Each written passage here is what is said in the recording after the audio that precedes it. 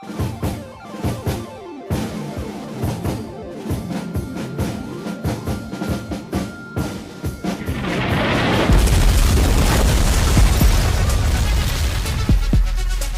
to Politics Done Right on KPFT. I am your host, Egberto Williams. This is the progressive program that will take the mystery out of politics. This is the program that will encourage you to make sure government becomes we the people. Whether you are liberal, conservative, or otherwise, you get to air your point of view. Give me a call at 713-526-5738. That is 713-526-KPFT. Remember, you can also send me a tweet to EGBERTOWILLIES. That is at Egberto Williams. Let us engage. It is politics done right. 1, 2, 3, 4. Well, folks, welcome to one more edition of Politics Done Right. I'm Egberto Willies, your host. It's going to be an interesting show today because as opposed to having one blog of the week, I have two blogs to read. But before, please do remember this is a call-in show. This is KPFT FM Houston 90.1. Galveston 89.5, Goodrich Livingston 90.3, Huntsville 91.9. Jacob, how are you doing today? I'm doing okay. I'm well, on a very tangential note, I'm very happy that my Texans won yesterday. And was that great fan, or what? I loved it, especially that Arian Foster touchdown throw. Can you believe that? I loved every second of it. It was almost as good as the catch that JJ had a few weeks before. Certainly, and when I look at stuff like that, it's what did I just watch? Did I seriously see that happen? You saw that. So I'm loving it. Football is my great escape from all the serious stuff that I worry myself with. So if I can get a win, and then we got it. Absolutely, and we're still alive. We're still alive. We just have to have San Diego lose or something like that. But we'll see what happens. But there are two big stories that are percolating this week. There are the President Obama opening diplomatic relations with Cuba and the two officers that sadly were gunned down in New York City. Today I'm going to share two blogs of the week instead of one blog of the week. Why? Well, they'll initially seem completely unrelated and unconnected, but I will connect them after reading and want to explore the thoughts of the audience. So folks, please, engage yourself. I want you to remember that this is a call-in show. I want you to call us at 713-526-5738. Again, that number is 713-526-5738. Also, 713-526-KPFT. Now, there's a lot happening in the world, and there's a lot that we don't get analyzed when we watch the regular news. I don't have any hair on my head. I am without hair in my head. But there are times watching the news, what I want to do is pull out the hairs I don't have. You know what I mean, Jacob? Maybe I'll on a daily basis. Yes, but you actually have hair that you can pull out. Well, and a haircut specifically designed to prevent that, fortunately. So I guess I get a pass on that. Yeah, I think we'll give you a pass. So, the two posts that I'm going to take care of. One is called 50 Years of Foreign Policy Failure and Cuba was brought to you by a willfully ignorant media. And the other one's going to be called Bill de Blasio Must Not Succumb to Thuggish Union Leaders and Their Political Protégés. So without further ado, it's time for the weekly blog post. Okay, I think I'm going to start the first blog with the one called 50 Years of Foreign Policy Failures and Cuba was brought to you by a willfully ignorant media. And I really mean that. And let me get my little pad here in reading modal, because for some reason it's not quite ready, but it is now. It goes as follows. I was watching the rundown with Jose Diaz-Balart and was simply astonished. It continues to be obvious why bad American foreign policy can continue without much public objection. What many Americans fail to see is how it hurts the country's credibility. Many times, what Americans perceive as hate, indifference, disrespect, lack of appreciation, or downright hostility is simply blowback from policies foreign to the average American citizen. Why are these policies foreign to the average American citizen? They are foreign because of bad, biased, or coerced reporting. The media went into hyperventilating mode after the president announced the path to normalization of diplomatic relations with Cuba. The reality is that while this is a big step, it was not a courageous step, as Americans, including Cuban Americans, have long supported a more positive relation with Cuba. Many in the older exiled Cuban communities have long been had much too much sway on the American foreign policy towards Cuba. Chuck Todd was interviewed by Jose Diaz-Balart about the president's change in Cuban policy. Instead of laying out the facts about why this change is overdue after a 50-plus year failed policy, Chuck Todd decided to discuss platitudes. He had dinner with friends while in Florida. Chuck Todd said that while these friends understood the intellectual argument for relations based on America's relations with China and Vietnam, the tone of the president's presentation of the new policy was not sufficiently differential to the exiled community in Florida. Wow. The tone. Foreign policy based on tone. Are you kidding? How differential was Nixon to the Chinese expats, or any president for that matter, to Vietnamese refugees? Why is it that few ever discuss that exiles that work with Fulgencio Batista, the overthrown president of Cuba, were a part of a sadistic government that pilfered its people? Why is it that very few know that Fulgencio Batista and his cronies left Cuba with millions? Why is it that many are more concerned with the semblance of democracy in Cuba than real democracy? Cuba was not a democracy under Batista, under Fidel Castro, or under his brother Raúl Castro. Cubans suffered and are suffering under them all. 50 years of bad U.S. policy simply made the pain worse for the average Cuban. While many times Americans' foreign policy is cloaked in the glory hallelujah of democracy and freedom, that is seldom the case. Cuba was a playground for American business and the American media, or not media, but the American mafia.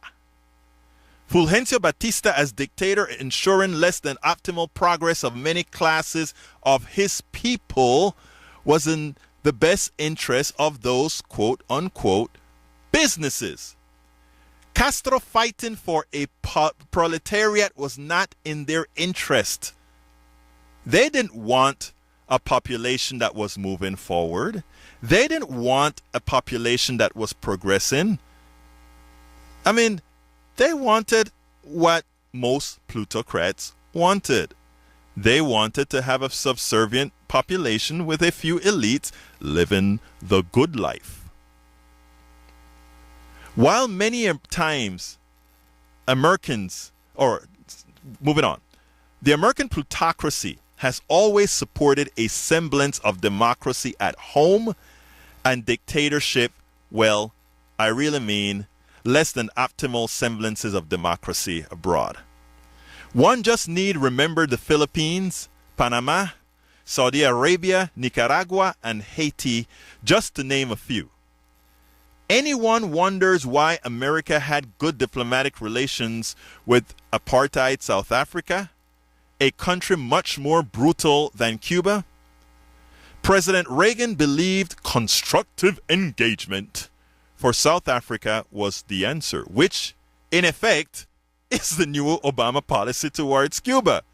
Constructive engagement. It's the policy with China. Constructive engagement. It's a policy with Vietnam. Constructive engagement. What does constructive engagement mean? It means we engage and the businessmen make profit, so it's a constructive engagement. We're constructing profits. Actually, constructive engagement really means that if we engage these people, somehow they're going to see the light. They're going to see the light of our great capitalist democracy taking a foundation in their country, and in doing so, those people are going to clamor for it, and those dictators are just going to let it happen. Of course it didn't happen in China.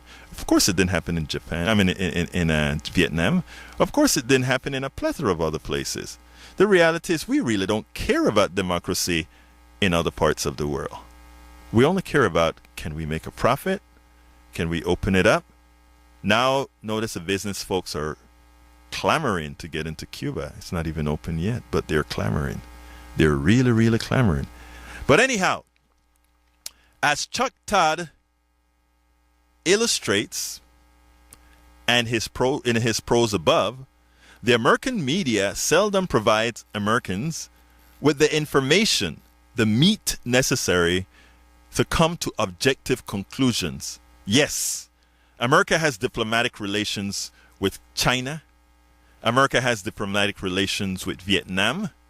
It is an obvious inconsistency with its Cuban policy. However, there are many other relations the United States have with other countries that are much more vicious to its population than Cuba. Many are nominal democracies. However, because of the ineptitude or willful disengagement of the mainstream traditional media, Americans, the average American citizen, are completely and entirely oblivious to that reality. Americans really simply don't know. And we make decisions based on no information, false information, coerced information, or some other type of non-information.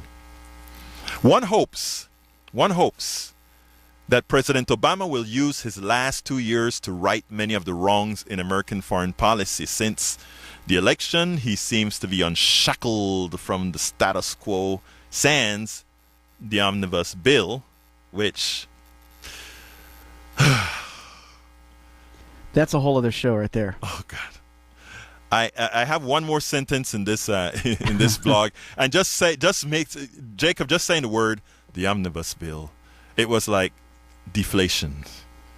I just got deflated. Anyhow, the omnibus bill. One hopes, last two sentences, one hopes he will use the freedom he has chosen to exercise to become the U.S. president the rest of the world needs. And yes, the rest of the world, they do need a functional and effective U.S. president. In the process, one hopes he is prepared to school the media and not have it up to their, or not leave it up to their willful ignorance. Today, so that's the first blog. I'm going to read the other blog in a little bit, but I want to say a few words.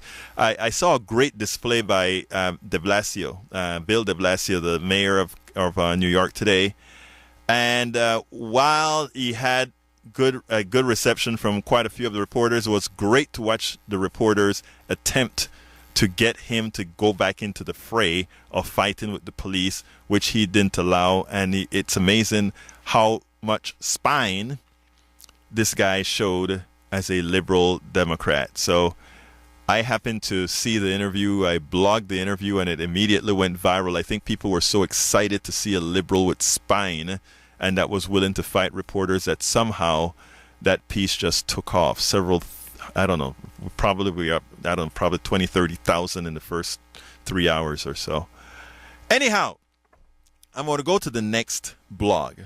And folks, do remember the number is 713.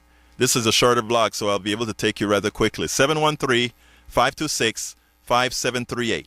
713-526-5738. Give me a call. I know it's Christmas time, but we still have a lot to talk about.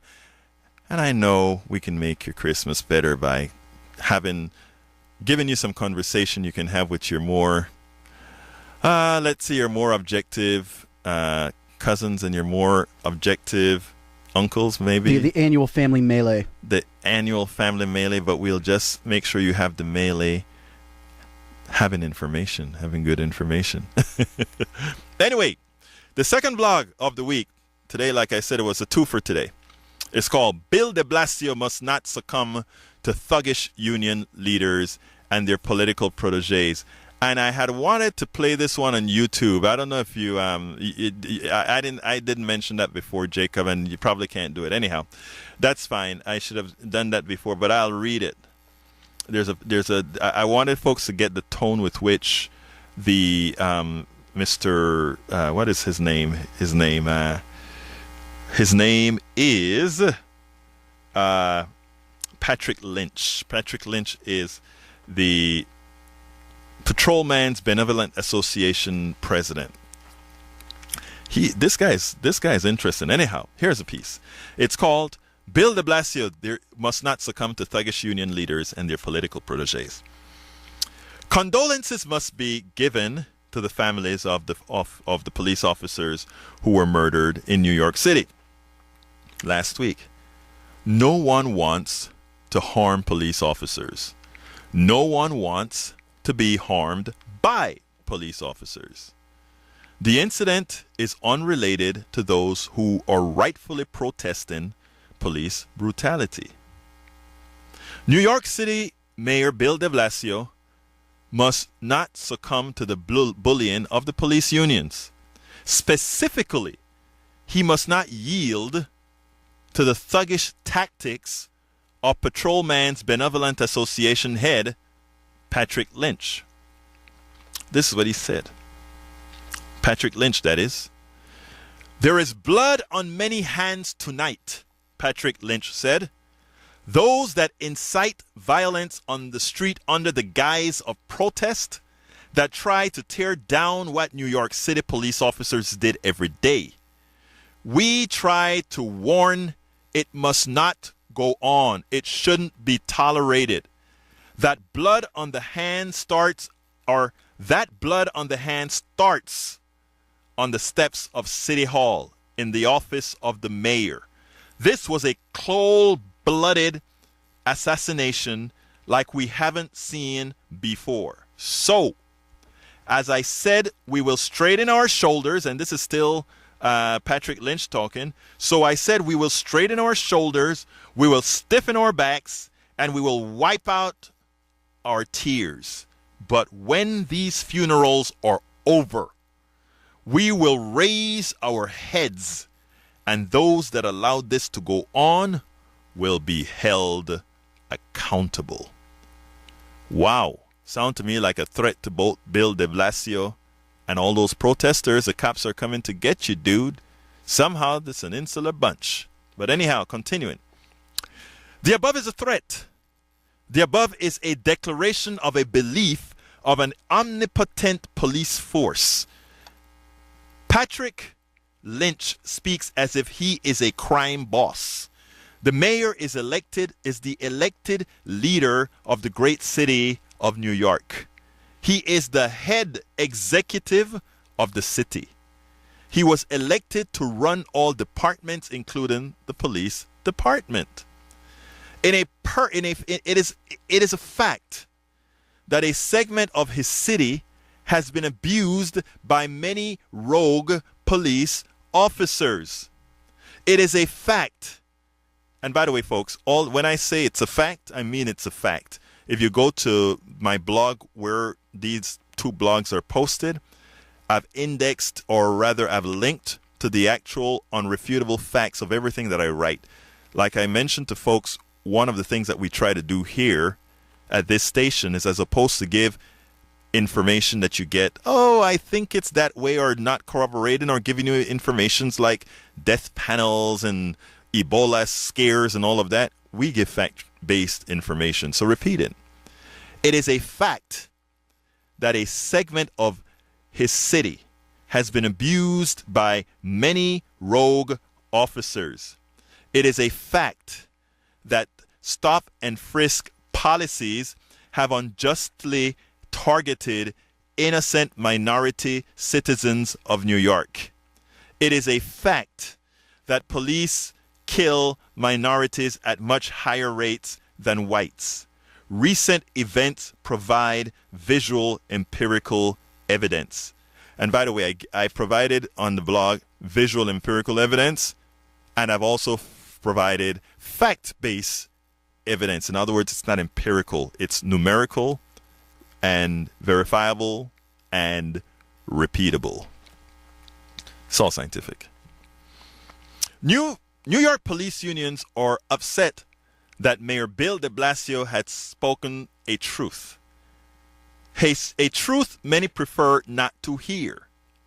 The importance of having Bill de Blasio at this time is more important than ever.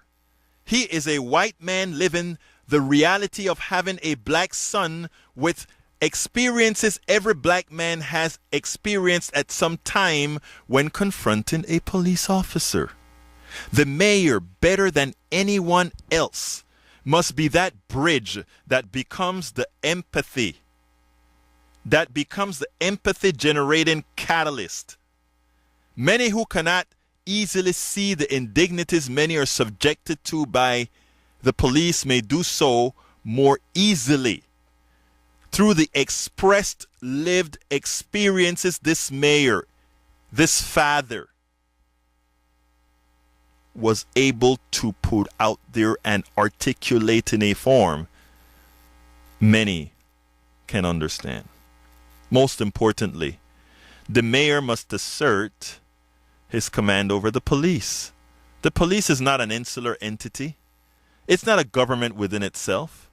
It works for the people of New York City and not for some police club. Now, how are those stories related? Any ideas how I'm going to tie those two stories together? Please tell me. You're not even going to attempt to guess at it? Just out of the blue, I imagine the angle that you're probably going to go for is something to the effect of the current disconnect between the police and Mayor de Blasio, and how often militaries or police forces were used in some of the countries that you previously mentioned in order to overthrow democracies. Well, I mean, actually, you know, that I can say indirectly, you sort of hit a piece of what I was going to say, but it wasn't a fair, it wasn't fair for me to just say how would I connect it, because there's a whole bunch of different ways to connect it. But anyway, before I start connecting, folks, 713-526-5738. The telephone number is 713-526-5738. I would love to hear your calls on these two stories. I would love to hear your call on these two issues. I think they're pretty important issues. But here's the issue. Many Americans, not the majority, but many Americans look at the issues in Cuba, and they have always been under the guise, the belief that Cuba pre-Castro was a democracy, and in their eyes, anything or any dealings with Cuba somehow meant that we were moving away from that vision that we have of Cuba as a democracy. Something Cuba was never. And not only that, though, Within those people's eyes, because of that vision that they've seen a Cuba as a democracy, they have never seen the reality of what Cuba meant to all the others, meaning los mestizos, meaning los negritos, meaning los indios, meaning los chinos. All these guys as a part of Indian society never had a part of the pie. When Castro came in with his proletariat, that was what he was bringing. But again, we are not able to see that through our eyes. Now, earlier today, what was interesting is that I was watching a show. I think it was on MSNBC. And there was this woman who came out, and she was once working for the Secret Service, I believe. And she was about to give de Blasio a hard time on TV. First, she said de Blasio should not be blamed that because he spoke out against the police, he should not possibly be blamed for those police officers having been killed. He should not be blamed. Of course not. But at the same time, she could not understand why Bill de Blasio decided to say that he tells his son when he goes out to beware, be careful with the police. She said he should not have said that. Why shouldn't he have said that? I'm coming to you next, Chris. Remember that Bill de Blasio has a police detail that is protecting his life. Remember, de Blasio's kids have a police detail that's protecting their life. How can he go out there and give that story? That upsets a lot of people. You can't be going out there and saying, beware. There's a disconnect. The same disconnect that you see within Cuba and what Americans believe was a Cuba of freedom is the same disconnect that many Americans see when folks like the mayor speaks about his son that doesn't look quite like him possibly being a problem when confronting a cop. Different realities. Chris, come on in. Okay, did you hear the comment about we're at war? Oh, this is such a sick comment. Yes. Now, here's the question. Yes. At war with who? It all depends on which war we're talking about, Chris. But see, that gets crazy. We're in America. Right. Who are you at war with inside your country? I have no idea. Tell me, please. You follow what I'm saying? Yes, I do. So here's the undertone. There's a group. They want to take their America back. They believe they're patriots. Right. They're fully armed. They're highly organized, and they're certainly capable of waging a paramilitary type outfit. Yes. Okay. Now, while naive Americans that are played, Republicans or Democrats, are played either way, their deal is this is our America. We're not going to lose it to some bimbo socialist sitting at some table. We got God on our side, and they will kill you. Okay, that's where we're at. Okay, and so if people don't think that there's a group of that, particularly those that are white, go talk to their families and be real. That's what's going on. Okay. Well, for a long time, I've been speaking about the paramilitary movement in America and how it gets activated. And the way it gets activated is, and most people. I am from Central America, so I know what war looks like. I'm from Central America. I know what instability looks like, and I know why folks would want instability. And one of the biggest, people look at President Obama, and they used to think that this was going to be some left-wing liberal coming into the presidency, and he was going to change the nature of what America really meant, that and what America was going to be, and the supremacist nature of many of the institutions would suddenly be so no more. That was the belief, and that was the fear. I don't know why it would be a fear because here's the deal about a fear. This whole word of socialism and communism has always been a fear of the of the people who came and captured this land and took it, mechanized it, and so forth. The thing is that whether you're good people, not people, most people are just survivors. Okay, exactly. And so when you talk about the people who are prepared and who are armed, I know some of them. Okay, I know some of them. I've had dinner with them. Okay? Right. They're afraid. The thing is that these people can be manipulated, and this whole thing of violence, and then it becomes a systemic issue, it's black, brown, so forth. Then you got chaos. That's the play that really bothers me, because many of these good people are manipulated to thinking that it's this black thing, it's this white thing, it's this cop against this, and they get played just like terrorists, just like people who blow themselves up in a restaurant thinking they're going to go to heaven, because they're played. And that's what's really scary now about people here in this country. They're being played. Yes, they are. Whether some guy goes up and shoots 2 police officers and then kill himself, who knows the behind-the-scene curtains on that? You know what I'm saying? Right. And that's what we got to come to in this country, that they're not schizophrenic, they're not crazy people. You know, there are things going on in this country, and they better get a grip on it. Well, it's not my white guy. He's not really my enemy. Absolutely not. And I think, and that's, that I think, believe it or not, was the biggest fear with the president. The biggest fear with the president is that he was going to come in here, he was going to remove that nature of the country. And let me, there's some, here's one thing I always said, you will know if there is going to be systemic change when Appalachia and Cabrini Green gets together, okay? Whenever Appalachian Cabrini Green, well, I don't even know if there's a Cabrini Green in Chicago anymore. Yeah, I thought that went away. Yeah, I think Cabrini Green went away. But so let's look at the worst area in the inner city. We will know whenever those two get together at that point. They know they would have lost the battle, and that is their biggest fear. And how do you get around that fear? Wow. You create the dissension that we get today. You create the polarization. Deep. That fear runs so deep. Yes. Man. Yes. And that's bothersome to me.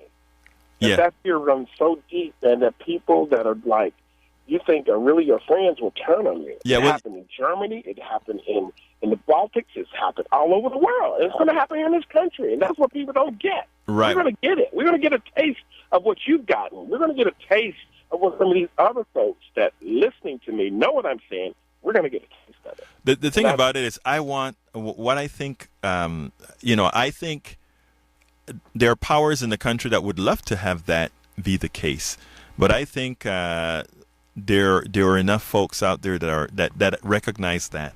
And when I brought these two stories, I brought it for another specific reason, and that is to show how people can look at the same incidences from different points of view and see something completely different.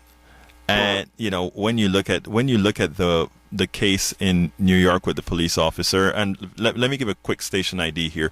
Folks, you're listening to KPFT, FM Houston 90.1, Galveston 89.5, Goodrich Livingston 90.3, Huntsville 91.9. Please give us a call. We have open lines 713-526-5738, 713-526-5738, 713-526-KPFT. Now, Chris, the thing that gets me with, and the incident with the cops could actually, and I think you see a lot of some of the politicians are actually getting scared in a bit, in that they don't want this to be one of the tipping points, because where the country is at right now, a lot of these little incidences can get out of control and they can become a tipping point. It's the same thing that they did with Occupy Wall Street movement. All it takes is one. It's like the feather that tips the scale. Right. It happened everywhere. Remember, it happened in Uganda. Remember the Tutu? Yes, it was. The Tutu and the one little incident that occurred, that plane, and then look what happened. Right. And it's one something. I'm telling you, I'm very concerned. I think one something, and you sound like an optimist, and that's great, because I'm an optimist. Right. I believe there are a lot of people who get it. I think there are a lot of people who love this country, who love what the Constitution means, who really are good people. They're not some bimbos and gurus that believe in craziness. They're solid, people. I'm with you on that. Right. I blog at politicsdoneright.com, of course, and at egbertowillies.com, and I put a lot of these blogs on our Coffee Party USA site on Facebook, Coffee Party USA. And what happens there is you find that because of what we write, a lot of us write from our blogs there. We are starting to use social media just to kind of encourage people to do a little bit more deeper thinking than the shallowness they get on TV. Mm-hmm. And in doing so, this some of the things that you articulate, you hear people mention. I mean, a lot of people understand exactly what you are saying there. In other words, we're at a tipping point. We are at the country is a very armed country. We have something like the NRA that continuously attempts to keep these people more armed. We're reaching to the state where there's a lot of Houston. Every other week there's a gun show. Yes. I mean, you think that's like every other week there's a gun show somewhere? Yeah. I mean, it's like you have more gun shows going on than you have home building or any kind of other thing. Right. Why is that?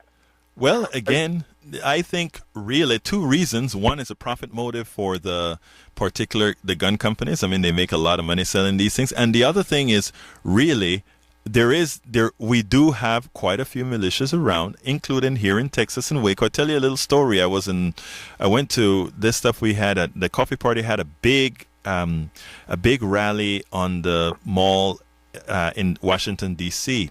Mm-hmm. And one of my bunkmate is from Waco, Texas. Mm-hmm. And he looked at me and he said, before he joined the Coffee Party, he was a strong Tea Party guy, and he finally got tired of the rhetoric. He got tired of the the constant attack, and the Coffee Party was negativism, negativism, just total negativism. Exactly, yeah. And he wasn't a negative person who got involved with a bunch of negative people. Right, so he came by and he liked what we had to offer, and he joined. So we had this rally, and one night we stayed up probably till 3-4 in the morning just talking, and it was confession time from him, and he said, he was a part of a militia out there in Waco, and he used to go to the meetings, and he said, what he was trying to get to me is that these people are not really bad people confused, but guess what? They're triggered to react. Mm-hmm. And he said if something comes down, they're ready to react. And what was interesting, he said, but you know what? I could take you to one of our meetings, but you'd have to make sure not to talk about it. I didn't quite accept the offer, if you will. Listen, I'm a hunter. Yeah. I have friends. I've hunted with Ted Nugent. I've hunted with, and so I've actually been on site. I've seen the hardware. I've been at the table. Okay, These are not just little guys. These are owners of multi-million-dollar companies. Right. This is how they feel. This is what they feel about what's happening. Okay? Right. These are not just some guy who's a blue-collar worker who's a Johnny Redneck with a pickup truck. Right. These folks you would never even suspect that are totally armed, totally ready, totally feel that we got to get our country back, and the rest of them are, like you said, are very easily triggered. Right, and in fear. Those guys are looking for something. But I think Jacob said he wanted to say something. Jacob? Yeah, real quick. One thing that I've noticed that's kind of interesting is that one name has come back into the media as a result of these two police shootings, and that's Cliven Bundy. Oh man.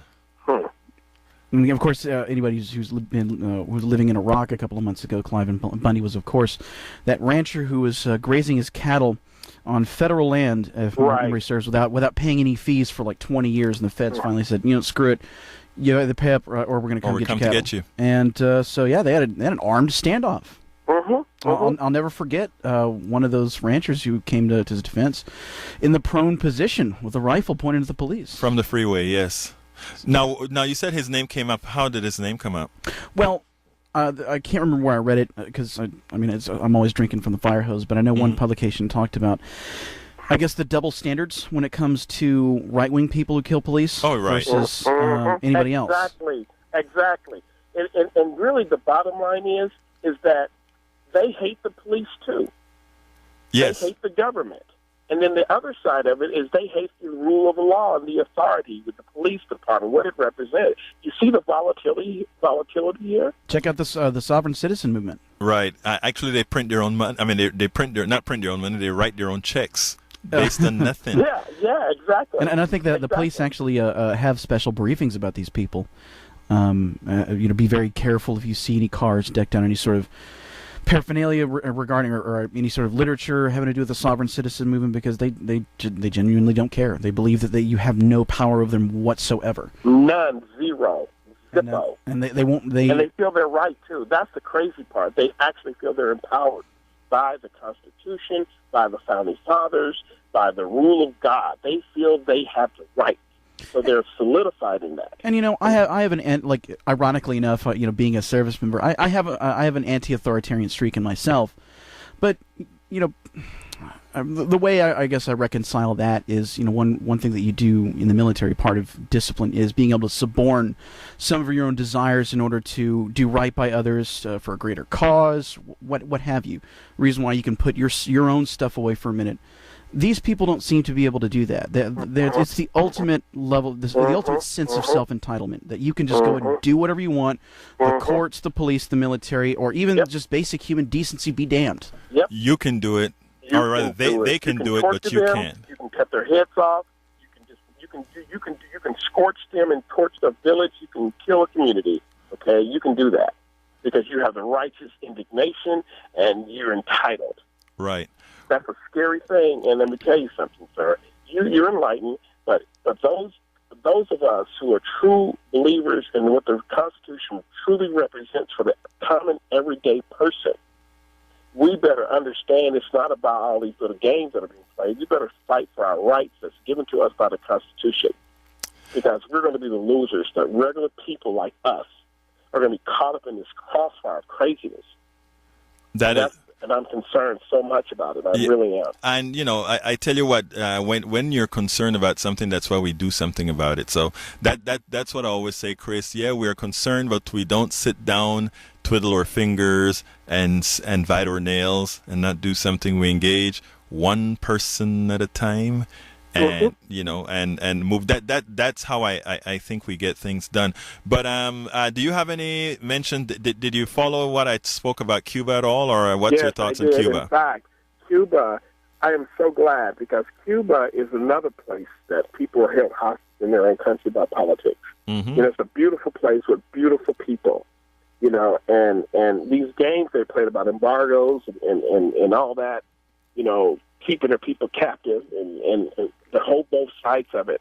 I'm really hopeful that we can start a real true line of communication with Cuba. Yeah, well, like the president said, this has been going on for 50 years, and why would you continue to do something that hasn't worked for 50 years? 50 years.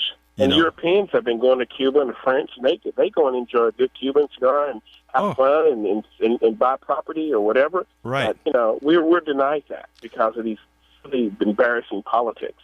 And like I said before, I don't know if you listened to what I said before, but the belief that somehow Cuba pre-Castro was a democracy is not true at all. In fact, one could wager that Cuba under Batista, to the average Cuban citizen, not the elite, but to the average Cuban citizen, was a lot more brutal than under Castro. I mean, nobody talks about that.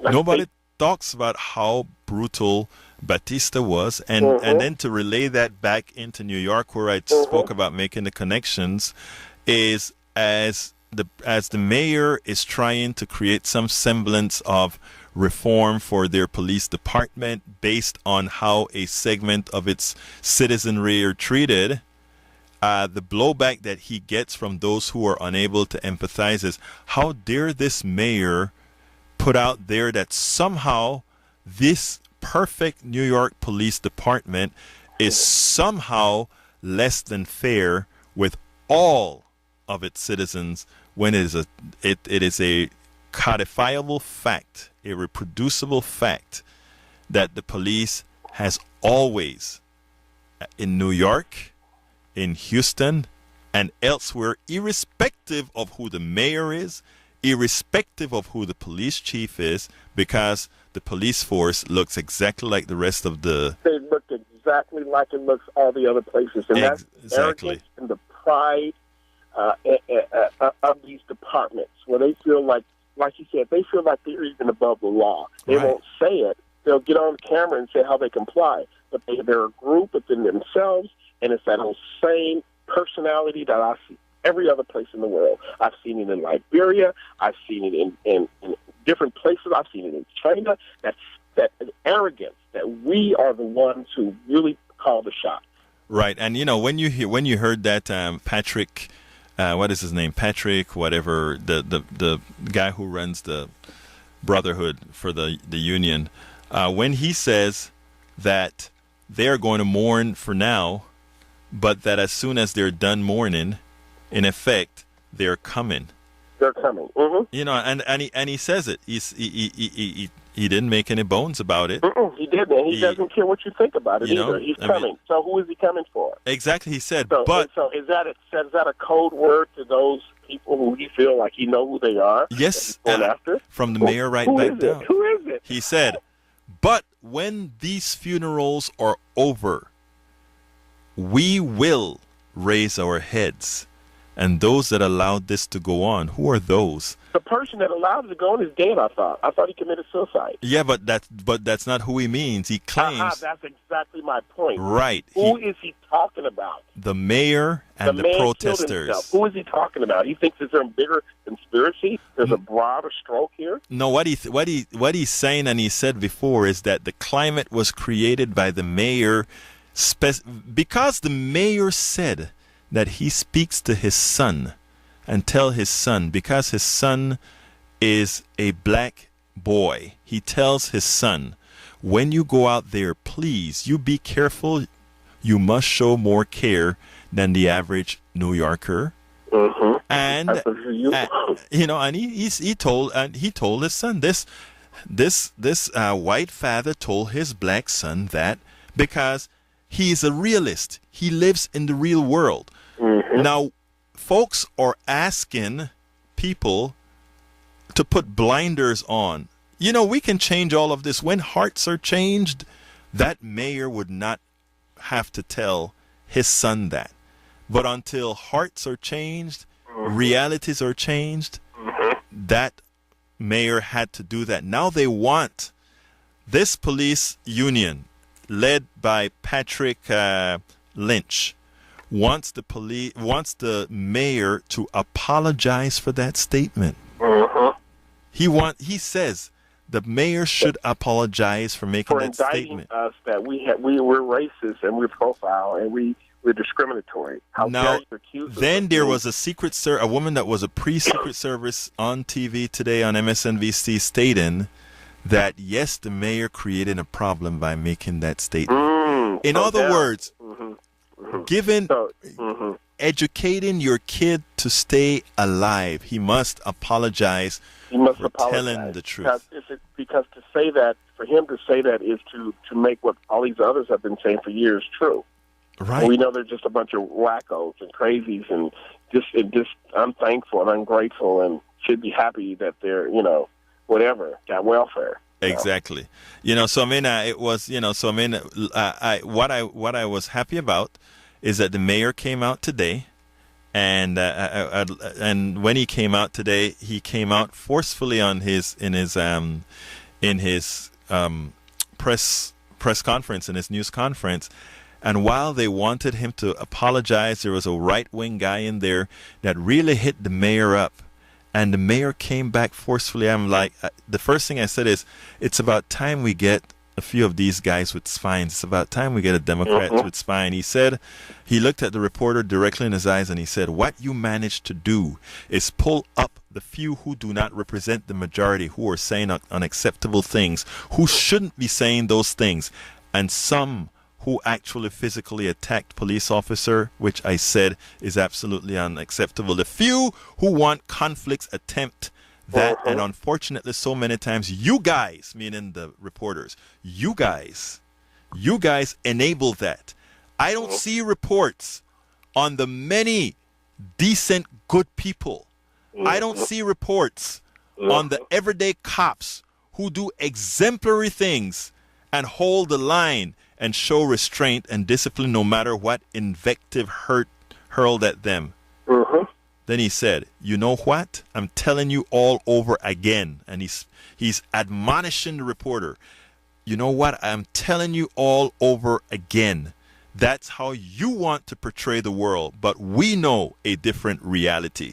There are some people who do that. It's wrong. It's wrong. They shouldn't do it. It's immoral. It's wrong. It's negative. They should not do that. But my friend, are not the majority. They are not the majority. Stop portraying them as the majority. He admonished that reporter.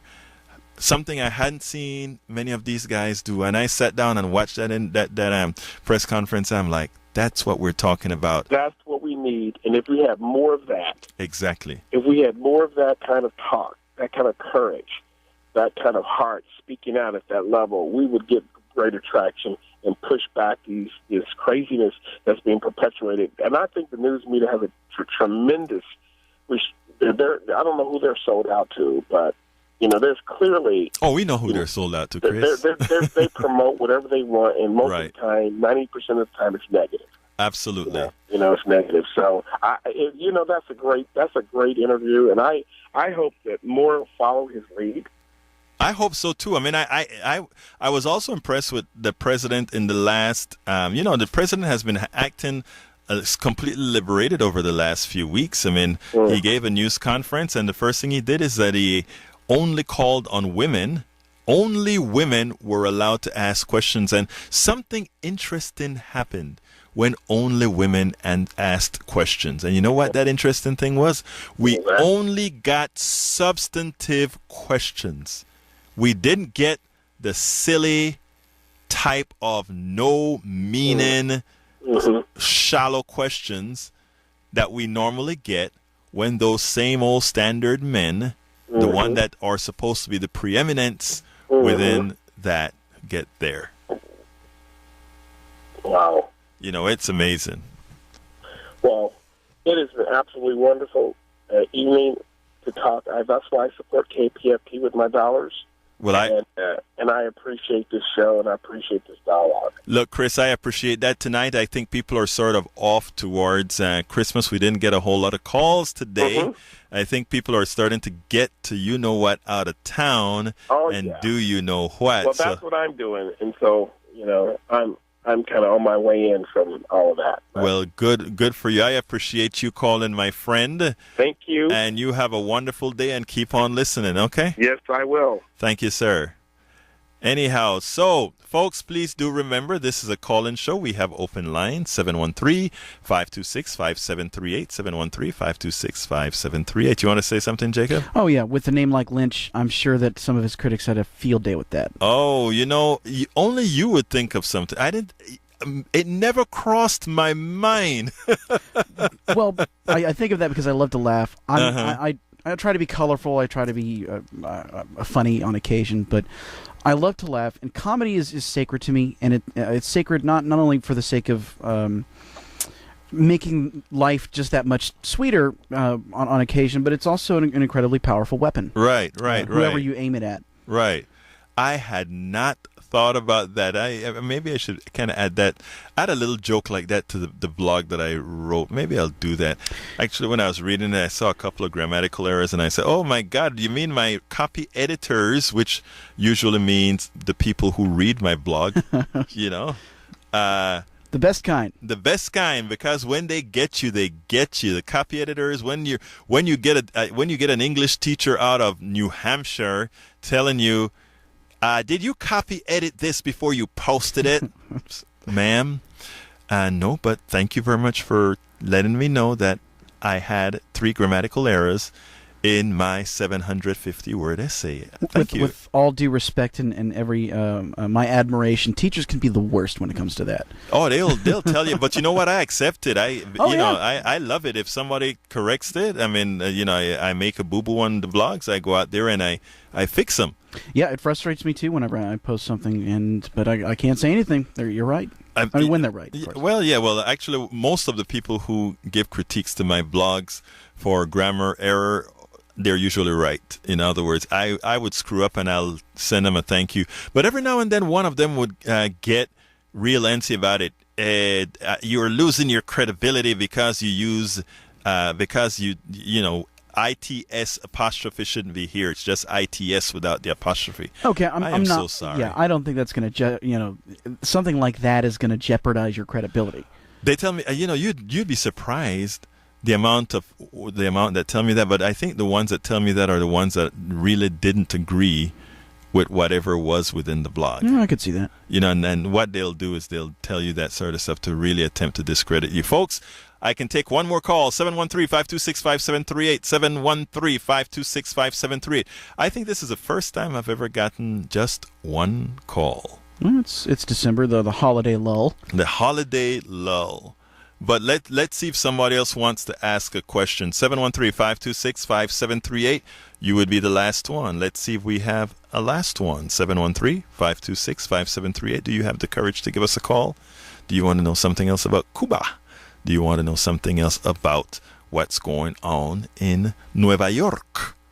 ¿Quieren saber lo que está pasando? Estamos aquí para servirles. KPFT. KPFT.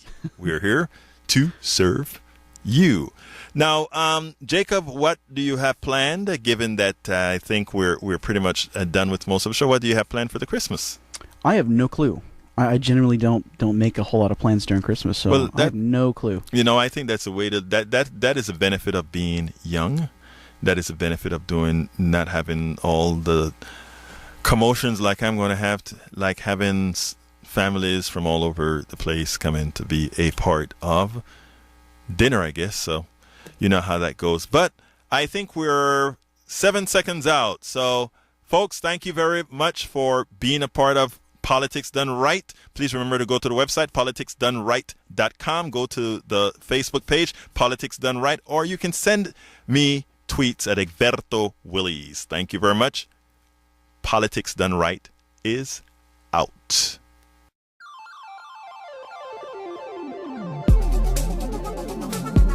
Thank you very much for listening to Politics Done Right. I am your host, Egberto Willies. You can personally reach me by sending an email to egberto@politicsdoneright.com. Remember, Egberto is spelled EGBERTO. Change starts with you. 90.1 KPFT gives you information not tainted by corporate interest. Please visit kpft.org and contribute. Let's ensure continued access to real information and news remain available to all.